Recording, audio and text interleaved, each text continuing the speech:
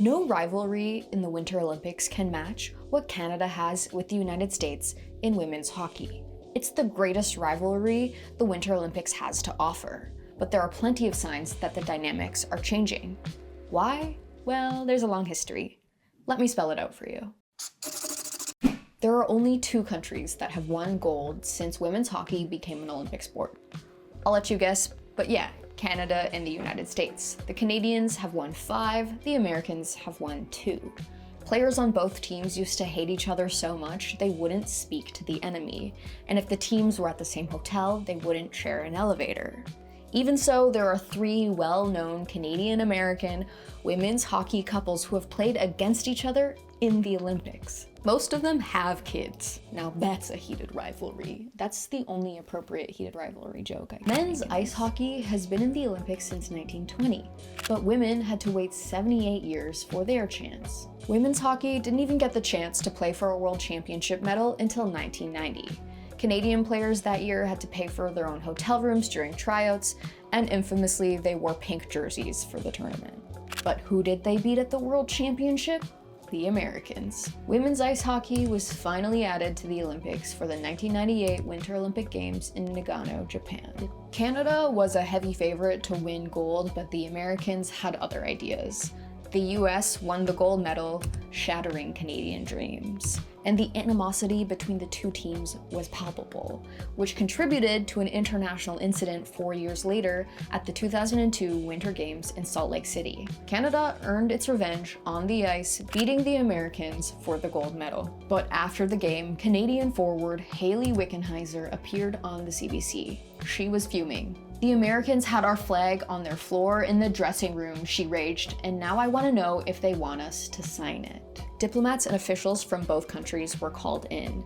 The Americans fiercely denied the story. An investigation later cleared the Americans, and it was deemed a false rumor spread by a third party. But the rivalry burned on. On the ice, the product was equally electrifying to watch. Canada won gold at home at the 2010 Games in Vancouver. Forward Marie-Philippe Poulin emerged as a hero again 4 years later, helping Canada to win another gold in Sochi in 2014. The Americans won in 2018, Canada won again in 2022. But what about 2026? What can we expect for the Milan-Cortina Winter Olympic Games? This is where the power dynamic in the rivalry might be shifting.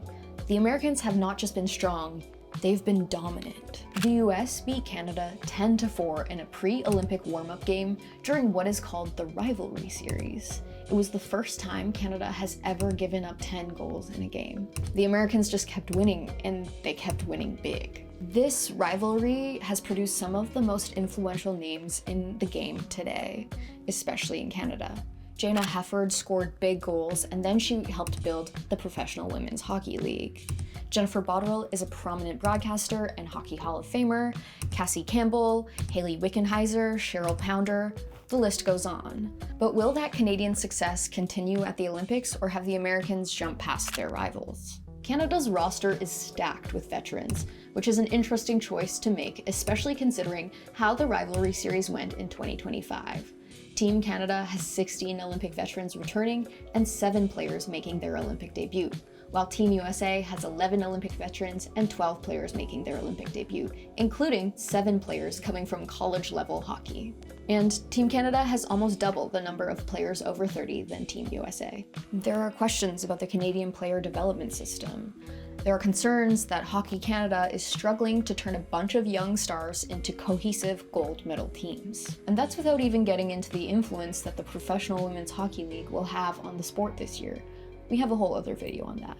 The Canadian and American players don't hate each other like they used to in the old days, but their meetings on the ice have gotten faster and more physical. And that's why millions of us will be watching what happens in Italy, because every Games writes a new chapter in this storied rivalry. I'm Kel, this is Spelled Out. Thank you so much for watching. For more great content like this, be sure to follow along, and I'll see you next time.